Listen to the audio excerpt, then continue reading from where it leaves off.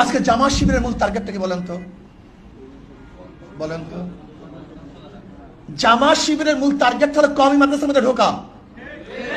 ওরা হাজার হাজার কোটি কোটি টাকা ইনভেস্ট করতেছে তোমাকে আমাকে কেনার জন্য, এবং সাকসেসও বটে। সাকসেস হয় না তা নয়, সাকসেস কওমি মাদ্রাসার এমন কিছু লোকদেরকে তারা যে পুটিয়ে হোক না কেন কন্ট্রোল করতে পারছে। ওই জামাতের ভাষায় তারা কথা বলে।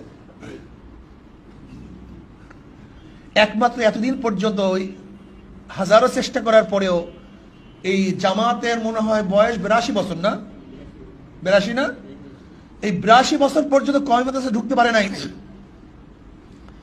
এখন তারা উদারতার নামে বিভিন্ন কৌশলে বিভিন্ন মাদ্রাসার ছাত্র সৃষ্টি করার মাধ্যমে তারা কিন্তু অনেকটা সাকসেসের পথে। কি কথা ঠিক না? তবে বিশ্বাস করি যারা আহলে দেওবন্দ, যারা হুসাইন আহমদ মাদানী রহমতুল্লাহ আলীকে মহাব্বত করেন, আল্লামা শফি রহমতুল্লাহকে মহাব্বত করেন, যারা কাসেম নাদুর রহমতুল্লাহ মহাব্বত করেন, রশিদ আহমদ গঙ্গি রহমতুল্লাহ আলাইহির অনুসরণ করেন, যারা তাকওয়া ভিত্তিক তাসাউফ ভিত্তিক, এদেরকে হাজারো টাকা অর্থ ক্ষমতা দিয়ে কেউ কোনোদিন কন্ট্রোল করতে পারে নাই, পারবে না ইনশাআল্লাহ। কেউ কোনোদিন পারে নাই, পারবে না, কেউ কোনোদিন না। এরা ক্ষমতা অর্থকে লাথি মারে, এরা দিনকে প্রাধান্য দেয়, এই বিশ্বাস আমার আছে।